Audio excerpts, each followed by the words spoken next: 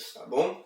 Agora a gente vai ter também um outro lado. Pense aí agora não numa foto, mas em uma pintura, em um desenho, tá bom? Uma pintura, um desenho de um cavalo, tá certo? Esse tipo de imagem, não é? Tá indicando um cavalo, tem um lastro físico de um cavalo específico? Não. Bom, quando a gente está pensando num desenho, né, eu não estou pensando agora naquele tipo de desenho que a pessoa está olhando ali a coisa e tentando reproduzir aquilo em pintura ou em desenho.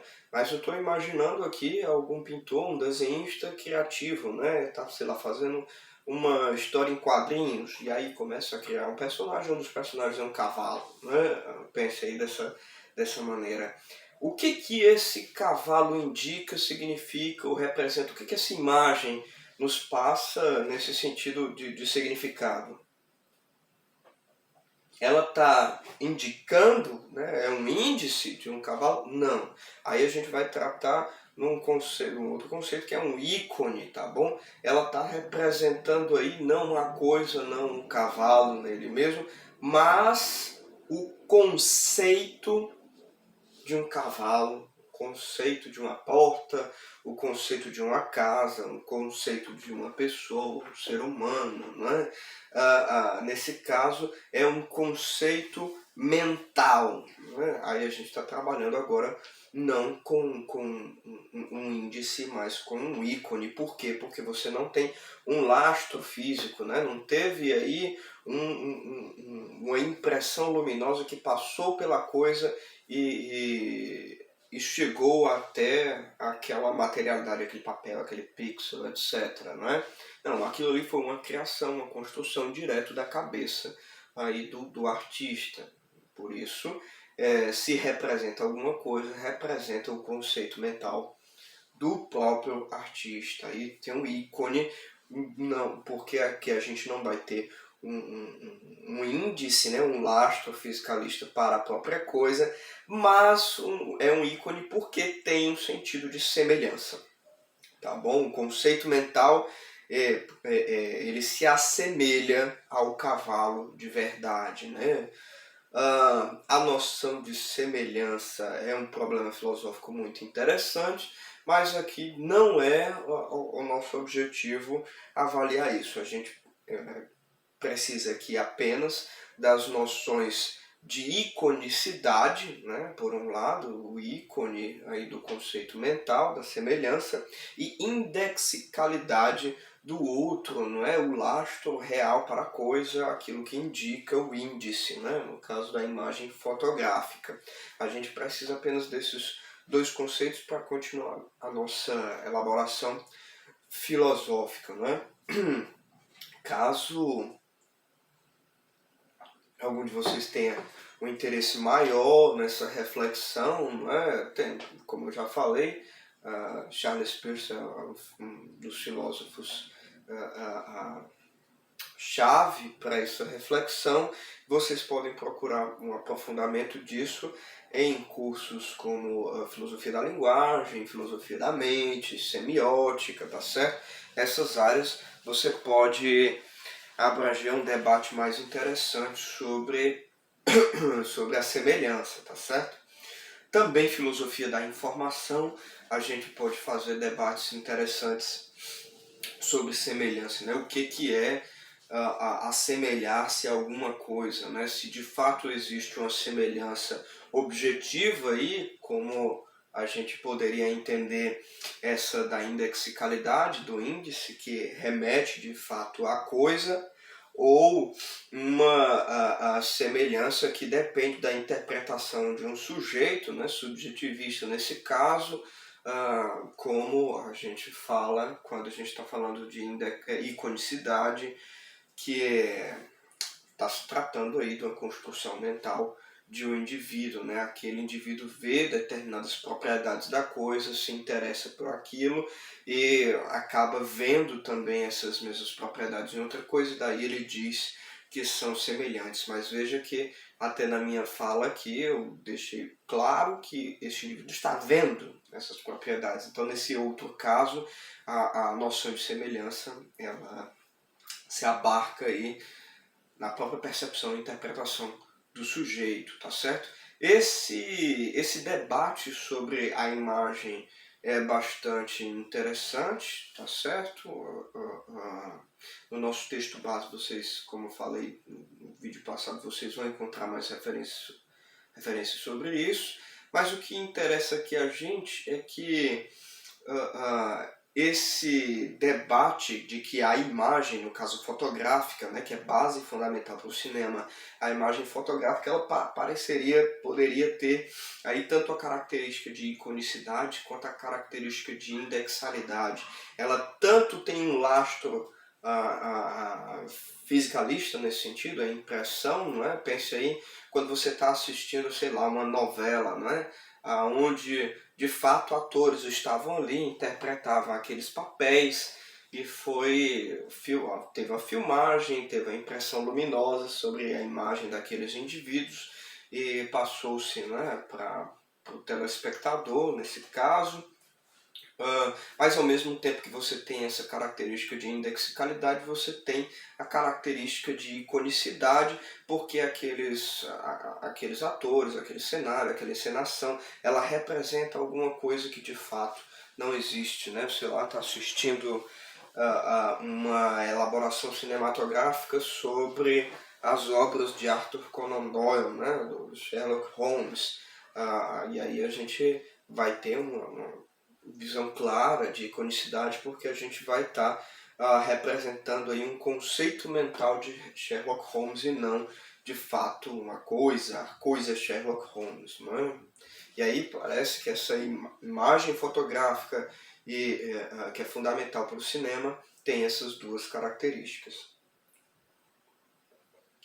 E por que estou enfatizando aqui essas características do debate sobre a imagem para a gente compreender a janela do cinema e a identificação? Porque a partir dessa perspectiva de iconicidade, indexicalidade, a gente começou a ter uma elaboração maior sobre a noção de representação do real, indicação do real para o cinema, especificamente, tá bom? Então a gente tem aí um debate filosófico sobre o realismo, né, no cinema, né, um debate cinematográfico nesse caso, o que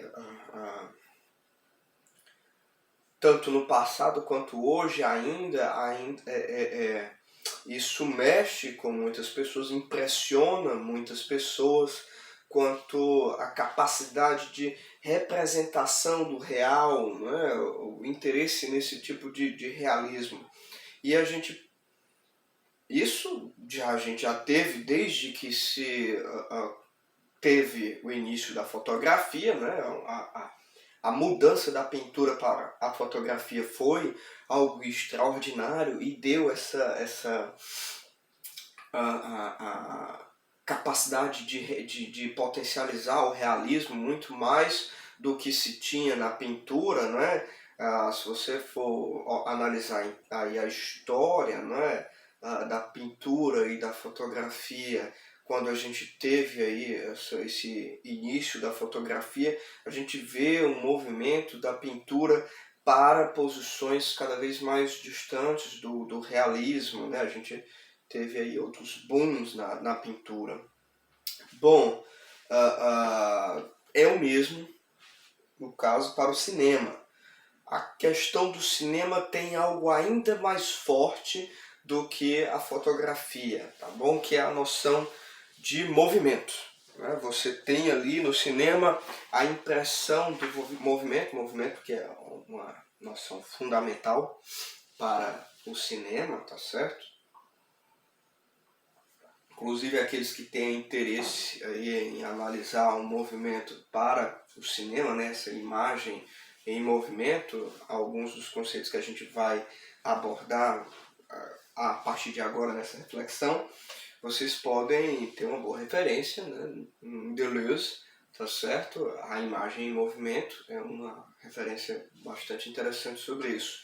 E quando a gente, agora voltando aqui para o nosso ponto, quando a gente tem esse movimento no cinema, a impressão de realismo, de que você tá encontrando um mundo real, é muito mais forte do que pode existir na pintura ou do que pode existir numa fotografia, né?